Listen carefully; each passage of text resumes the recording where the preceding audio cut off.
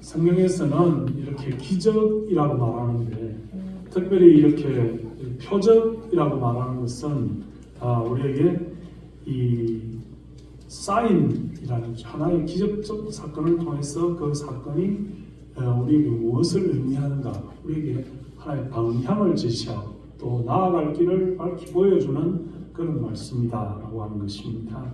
그래서 이 표적이라는 7가지의 사건들을 통하여 과연 예수님이 행동하시고 기적을 보여주시는 그것이 우리로 하여금 믿음의 어떤 부분들을 강조하고 있는가 하는 것이며, 이 특별히 요한복음 11장에 나오는 이 죽은 나사로를 살리신 사건이 요한복음에 등장하는 7가지 표적들 중에서 마지막 표적이다 하는 것을 우리가 생각해 볼 때 이 나사로를 다시 살리는 이 기적적 표적이 우리에게 굉장히 중요한 의미를 가지고 있다는 것입니다. 동시에 이 사건 속에서 예수님은 나는 이 하나님의 나라의 문이다, 또 나는 생명의 떡이다, 나는 생명의 물이다, 이렇게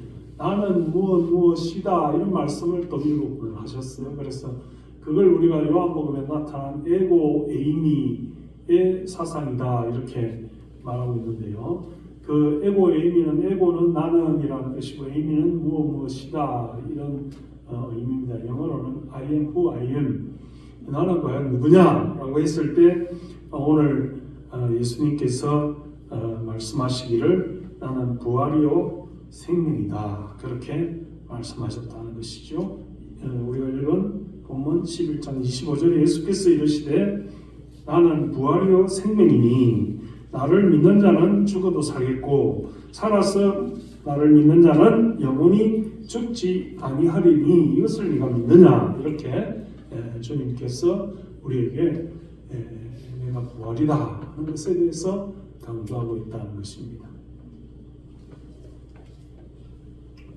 우리 뒤에 한번 저기 잠옷실에 한번 가보실래요? 그래서 앞으로 보세요. 앞으로 다른 분들 뒤에 보지 마시고 앞으로 보세요.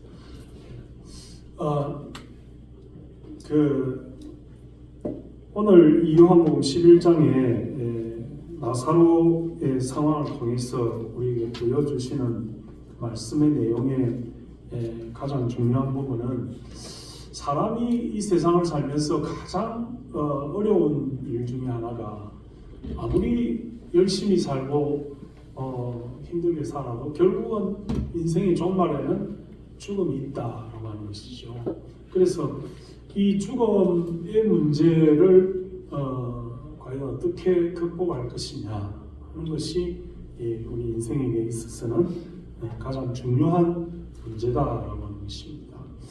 왜 신앙이 중요하고 왜 믿음이 중요하며 왜 교회에 출석하고 왜 하나님을 바라보며 살아야 되는가라고 했을 때 그 모든 이유 중에 가장 핵심적인 이유는 죽음을 극복하는 문제. 다시 말하면 나는 부활이다라고 선포하시고 선언하시는 예수 그리스도의 그 선포가 우리에게 있어서 우리의 신앙생활에 가장 중요한 것이다라고 하는 것입니다. 여러분 중에 누가 세월이 가는 것을 어떻게 막을 수가 있습니까? 또 여러분 중에 누가 하나님 부르시는 그 부르심을 거역할 수가 있습니까? 여러분 중에 누가 나는 열심히 지식을 쌓고 출세를 하고 권력을 가지고 물질로서 나의 모든 생명을 연장시켜서 죽음에 이르지 않겠다라고 확언할 수 있는 그런 사람이 누가 있습니까?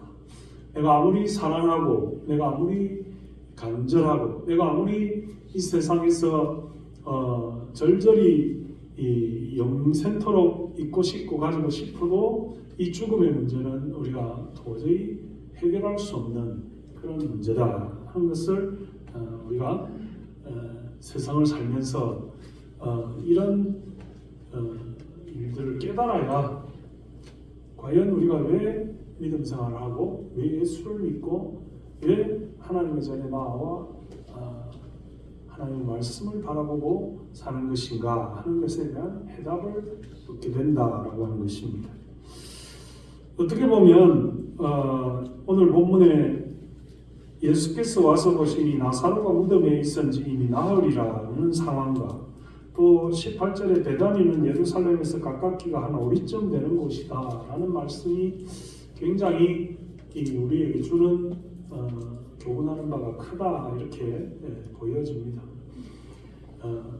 예수님이 이제 여러분들이 요한복음을 보면 지금 요한복음이 21장으로 되어 있는데 이 11장은 거의 절반에 와 있습니다. 그런데 요한복음 이 사건 이후에 보면 이제 거의 예수님께서 예루살렘 입성하시고 최후의 만찬하시고 겟세마네 동산에서 기도하시고 체포되어서 잡히시고 그리고 재판받으시고 죽으시는 사건들이 나열이 되어 있습니다. 그러니까 아까도 말했지만 7개의 표적 사건 나오는 가장 마지막 표적이고 또 7개의 에고 에이미 중에서 가장 마지막 장면이 이 나사로의 무덤에서 다시 살리시는 이 장면이다 라고 말씀을 드렸죠.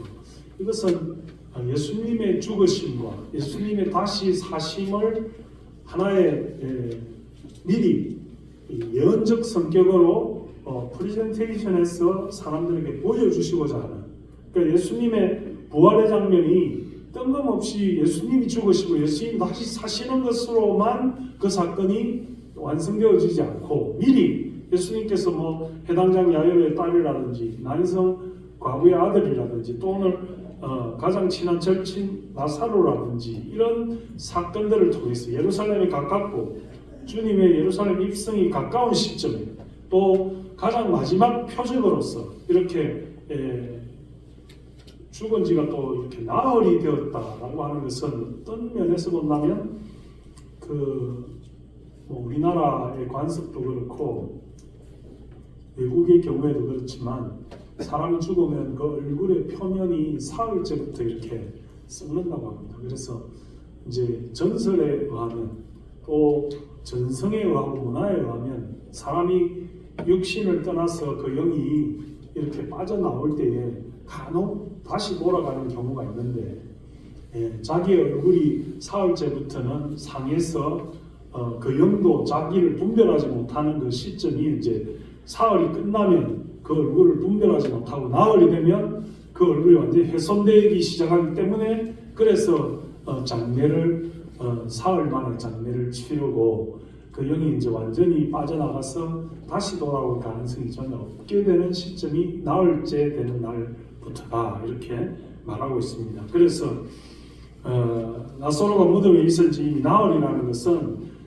예수님 때도 그랬지만 죽었다가 다시 사는 경우에 우연히 그 영이 다시 돌아가서 사는 것이다 라고 하는 오해를 불식시키기 위해서 그래서 이미 그 죽었다가 다시 깨는 그 우연을 완전히 그렇게 할 수 없다는 것을 보여주기 시작하는 그 시점이 나흘째 되는 날이다 하는 것이죠.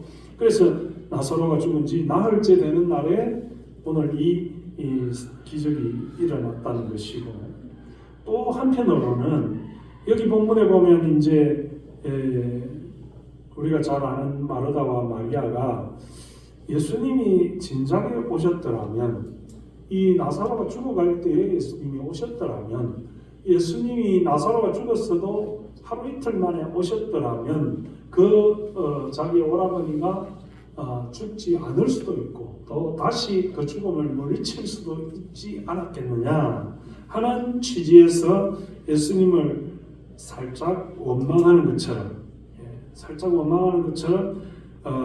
마르다가 예수께 여짜오되 주께서 여기 계셨더라면 내 오라버니가 죽지 아니하였겠나이다 이렇게 하는 그 사건 가운데서 과연 예수님은 어떤 교훈을 우리에게 보여주시려고 이렇게 말씀하고 계시는가 하는 것입니다.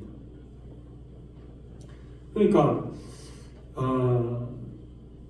이 예수님께서 뭐라고 그 마르다와 마리아의 그 반문에 대답하시는가 하면 네오라비가 다시 살리라 이렇게 약속을 하시고 말씀하시죠.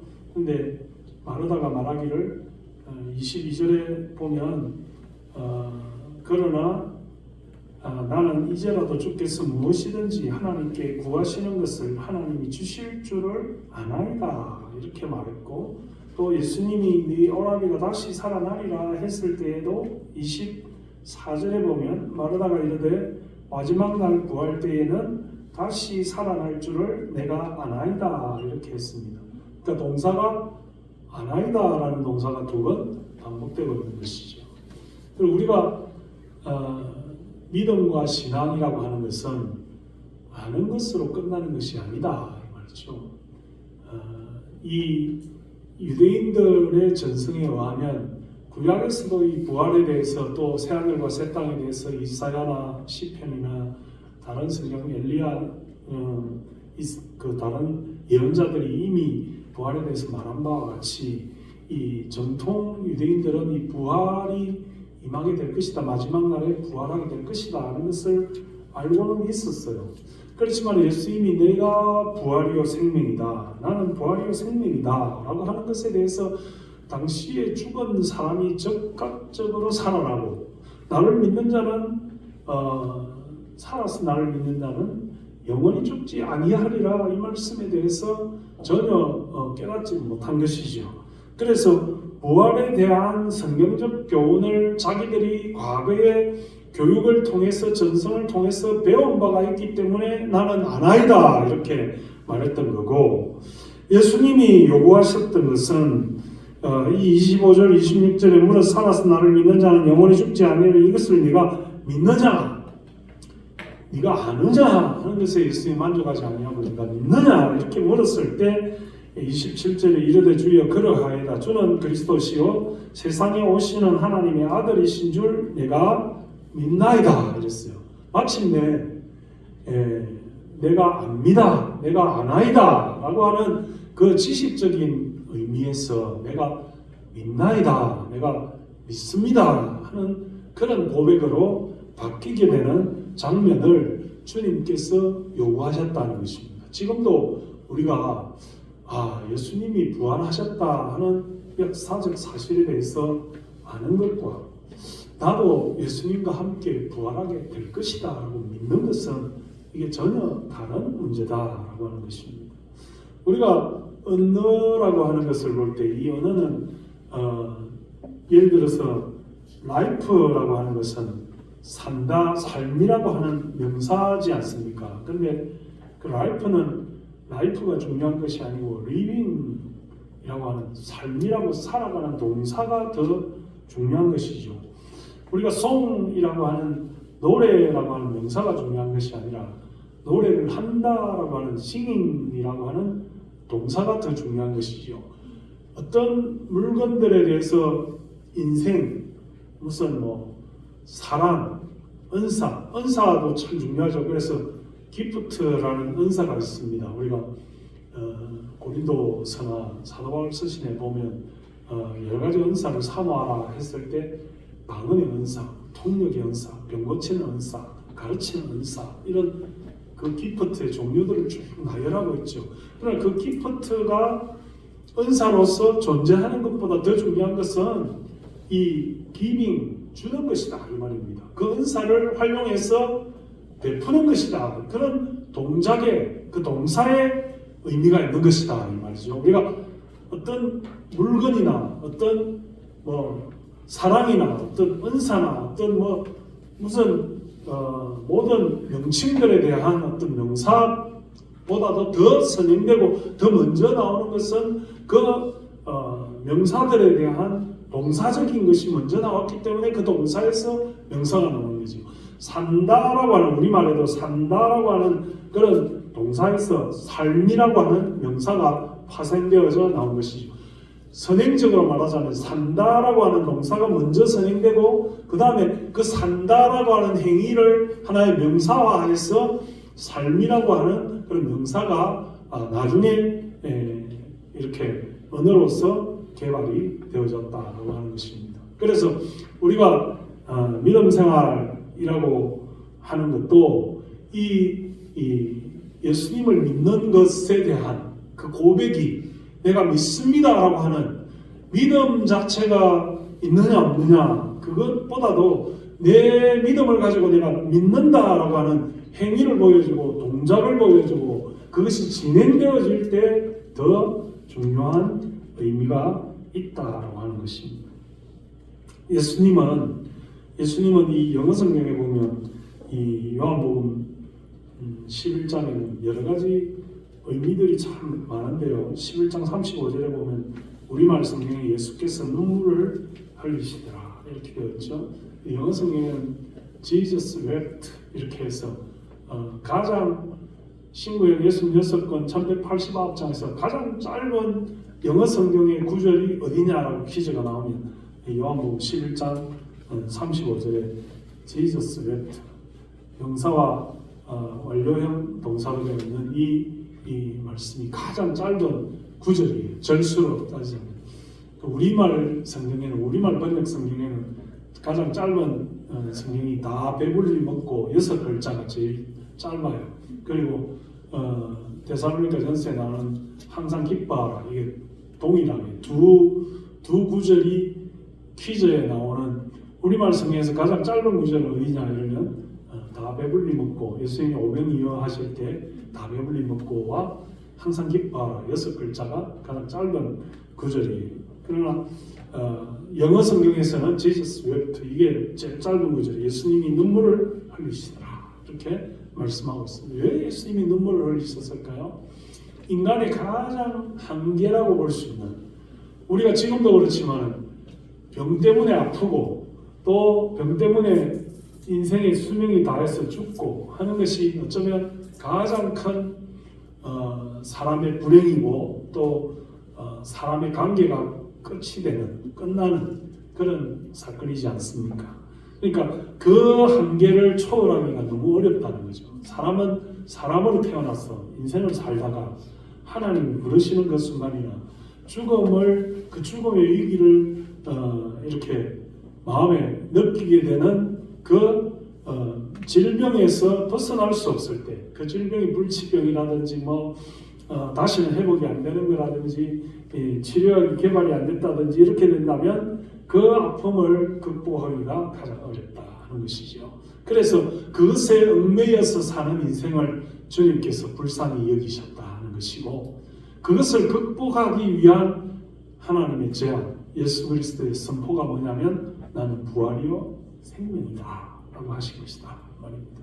오늘도 만약에 저와 여러분이 부활주일에 나는 부활이요 생명이다 라고 하는 이 선포의 말씀을 마음에 새기지 못하고 받아들이지 못한다면 우리는 사도 바울이 말하는 것처럼 부활을 믿지 아니하는 사람 고린도전서 15장에 나오지만 가장 불쌍한 자, 불행한 자, 예수님을 믿는다는 의미가 없는 그런 사람이 부활에 대한 확신이 없는 믿음, 참 허탄한 허무한 그런 믿음이다라고 하는 것입니다. 오늘 사랑하는 성도 여러분, 예수님께서 나는 부활이요 생명이니 이 생명이라는 말도 생이라는 말은 날 생자 태어난다 이런 뜻이고 명이라는 말은 명령한다 이 말입니다. 그래서 생명이라는 말의 뜻은 살으라고 명령하는 거예요. 살으라고 명령하는 거예요. 어떤 무흥사가 이런 말을 했어요. 가장 빨리 천국 가는 방법이 뭐냐? 예수 믿는다고 고백하고 트럭 앞에 뛰어드는 거다. 그럼 가장 빨리 천국 간다. 이렇게 너무 좀 억지스러운 말을 했죠. 천국 빨리 가려면 예수 믿는다고 고백하고 트럭 앞에 뛰어들어라. 그러면 천국 가겠어요? 저는 자기 목숨을 스스로 끊는 게 죄 없다 아니한다 했는데 자기 목숨 스스로 끊으면 그 죄를 어디 가서 회개할 기회가 없는데 어떡할 거냐 말이지. 그건 어찌다 범사적인 논리다 이 말입니다. 그런데 이 생명이라는 말 자체에 벌써 살라고 하는 명령이다 이 말이죠.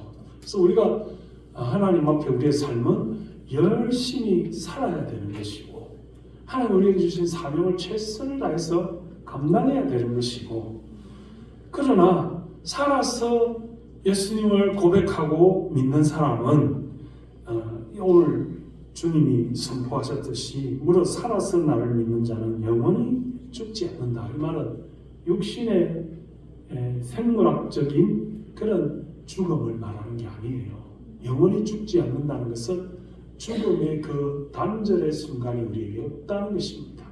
하나님과 결별하고 우리 인생이 하나님과 단절되어서 우리가 지옥으로 떨어지고 우리가 그 결별을 하게 되는 그런 상황이 예수님을 믿으면 그 죽음이 우리를 갈라놓거나 우리를 해치거나 우리를 절망에 빠뜨리거나 우리를 영원한 추락으로 끊어버리는 그런 일이 없게 된다라고 하는 그런 의미에서 예수님은 살아서 나를 믿는 자는 영원히 죽지 않는다. 죽음의 공포 때문에 우리가 더 먼저 추락하게 되는 그런 일이 없을 것이다 라고 하는 말씀을 우리에게 주셨다라고 하는 것입니다. 그래서 마르다나 마리아가 예수님을 원망하는 내 오라버니가 주님이 계셨으면 죽지 않을 뻔하였나이다. 그 생물학적인 죽음은 사실은 사람들에게 다 정해져 있는 것입니다. 사람들에게 생물학적 죽음이 정해져 있는데 예수님이 죽지 말라 한다고 죽지 않는 것이 의미가 있는 게 아니라 죽음 그 자체를 극복시켜서 다시 살으라 하시는 그 부활이 더 의미가 있다 이 말입니다. 사실은 어떤 면에서 나사로가 다시 사는 부활을 체험했다 할지라도 또 생물학적으로 나사로는 죽을 수밖에 없는 그런 운명에 처해져 있습니다. 그러므로 그런 살았다가 다시 잠깐 사는 것은 의미가 없는 것이고 영생토록 사는 것, 다시 말하면 우리가 생물학적인 죽음을 경험하는 것은 그것은 사실은 죽음이 아니다 이 말이죠.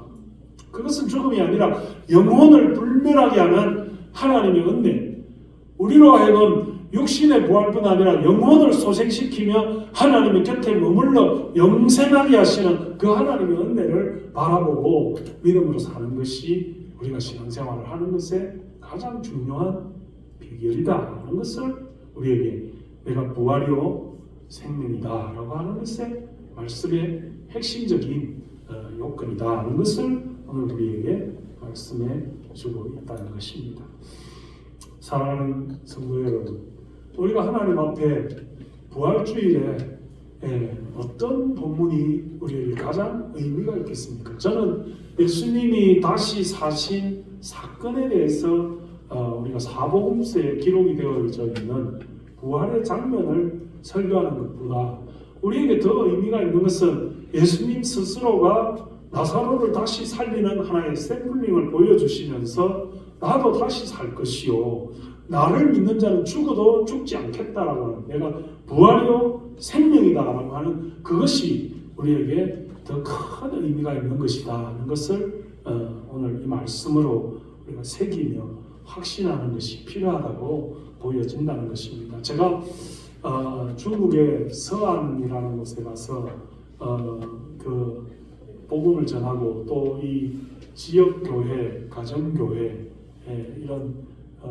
촌락에 있는 그런 지하교회, 신학교회 정교 지도자들에게 교육을 할 때 그런 이야기를 들었습니다. 어떤 이 거처교회의 어머니가 믿음 생활을 하는데 너무 은혜가 되고 간절하니까 태어난 자기 아이를 그 거처교회에 이렇게 출석을 시켜서 믿음으로 살도록 그렇게 이끌었다고 합니다. 그래서 그 가정에 이 어머니와 아들이 잘 믿음 생활을 하다가 마침내 그 아이가 장성해가지고 이제 그 거처교회 지하교회에서 만난 그 처녀와 결혼을 하도록 그렇게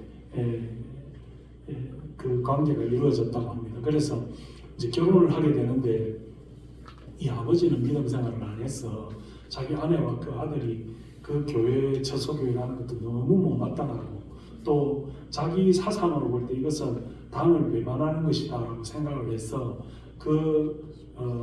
이 아내와 자녀에게 나는 반대다 이렇게 했는데도 그 아버지의 뜻을 받아들이지 않고 결국은 결혼하기 직전까지 그런 상황에 가니까 이 아버지가 너무 화가 나가지고 그 공안에게 고발을 했다고 합니다. 내 아내와 내 아들이 이렇게 지하교회 당연히 금지한 교회 가서 거기서 결혼을 하려고 하니까 이 사람들 고발한다고 그래서 그 지하 교회에 있는 한 30여 명의 성도들이 다 공안에 적발이 되어서 그 예배드리고 있는 현장에서 이렇게 구속이 되는 그런 신세가 됐다고 합니다. 그 당시에는 이렇게 당에서 불법으로 삼자교회가 아닌 지하교회에서 하나님을 믿고 예배하면 이렇게 구속을 시키든지 어마어마한 벌금을 한 2년 정도 그 소득을 다 벌금으로 내야 되는 그런 이렇게 벌금형이 처해지는데 이 지하교회 사람들이 그럴 만한 재정적 능력이 안 되니까 다 그 교인들이 다 이 자기 아내, 엄마, 또 결혼을 앞둔 총각,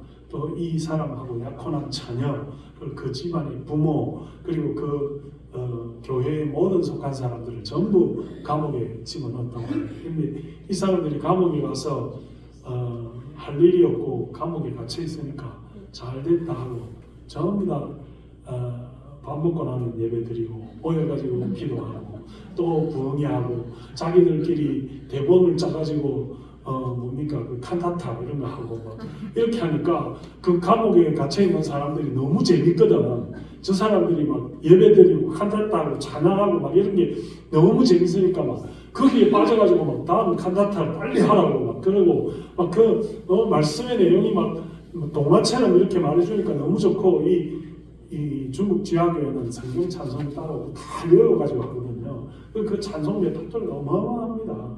그러니까 나중에는 그 감옥이 전부 보고만 해가지고 그 간수들이 너무 괴로운 거예요. 막 이 사람들이 모여가 전부 막 모이면 찬송하고 모이면 기도하고 모이면 막 말씀 보고 이러니까는 나중에는 이 고발한 남편을 찾아가가지고 아니 가족이 결혼하고 말이지 그렇게 하는데 자기 아내와 자식을 고발하는 사람이 어디 있냐고 막 나무라면서 고소를 취하라고 막 그렇게 막 압력을 넣어요. 그래가지고 그 잡혀있는 30몇 명의 그 지하교회 성도들이 다 풀려났다고 합니다. 그런 이야기를 제가 들은 적이 있어요. 이 부활이라는 게 뭐냐? 우리가 인생을 살아가면서 어려운 환경과 힘든 상황 속에 있을지라도 내가 죽어도 죽지 않는다라고 하는 그 믿음으로 우리의 살아가는 그 삶이 점점 더 살아갈수록 제가 그랬죠. 우리가 병들고 우리가 아프고 우리가 힘들고 우리가 죽어가더라도 천국이 있고 부활이 있고 영생이 있고 소망이 있으면 그런 것이 전혀 겁나지 않는다는 경지에 이르러야 우리 믿음이 완성된 것이. 그러니까 그 중국 지하교회 성도들이 지금 우리나라 인구보다 더 많다고 하지 않습니까? 그 사람들이 왜 무엇을 두려워하지 않기 때문에 그런 상황이 생긴 겁니까? 부활한다는 신앙이 확실하니까 자기들을 감옥에 가두어도 자기들을 못 살게 괴롭혀도 자기들이 처형의 형장에 있어로 사라진다 할지라도 하나님께서 우리와 함께 하시고 우리를 건지시고 죽음에서 살리시고 영생하도록 하신다라고 하는 그 믿음이 마음에 뜨겁게 있기 때문에 그들이 어떤 어려움 속에서도 굴하지 아니하고 하나님 나라의 소망을 가지고 그렇게 살아가는 거 아니겠느냐는 것입니다. 오늘 저와 여러분도 주님의 교회에 나올 때 너무 세상의 힘든 일에 얽매이지 마시고 나는 왜 이렇게 피곤하고 힘들까? 어려운 일이 닥칠까? 왜 이렇게 괴로울까? 이렇게 하지 마시고 천국을 바라보고 소망을 가지고 믿음으로 살고 오늘 예수님 우리에게 말씀하신 것처럼 예수께서 이르시되 나는 부활이요 생명이니 나를 믿는 자는 죽어도 살겠고 무릇 살아서 나를 믿는 자는 영원히 죽지 아니하리. 이것이 우리가 가지고 있는 부활신앙이요 소망이다는 것입니다. 죽음이 우리를 사망한 너에 쏘는 것이 어디 있느냐? 사망아 네가 괴롭히는 것이 어디 있느냐? 모든 죄와 허물을 주님 앞에 다 내려놓고 회개하고 통회하고 자복하며 십자가의 은혜로 살아간다면 우리가 이 세상 사는 것은 더 이상 생명 연장의 꿈이 우리에게 있어서 가장 이상적인 것이 아니다. 그러므로 오늘 살아가는 사랑하는 성도 여러분 부활의 영성을 가지시길 바랍니다. 부활의 영성을 가지시길 바랍니다. 외국의 유명한 믿음을 가진 분들이 사지가 절단이 되어도 장님이 되어서 앞을 보지 못할지라도 우리 송명희 씨와 같이 내성마비가 올지라도 주님 바라보고 산다면 나 가진 재물 없어도 나 가진 것 없어도 나 비록 가난하지만 그러나 하나님 나와 함께 하시고 모든 것이 되시는 하나님이 계심으로 나는 이 세상에 어떤 누구도 부럽지 않다라고 하는 그런 고백이 우리 가운데 있을 줄 확신합니다.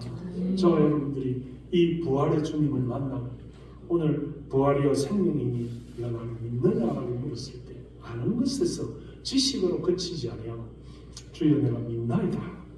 부활하시는 하나님, 부활을 영생을 우리에게 선물로 주시는 예수 그리스도를 체험하고 믿음으로 살아가시는 저와 여러분이 되시기를 주님의 이름으로 축원합니다.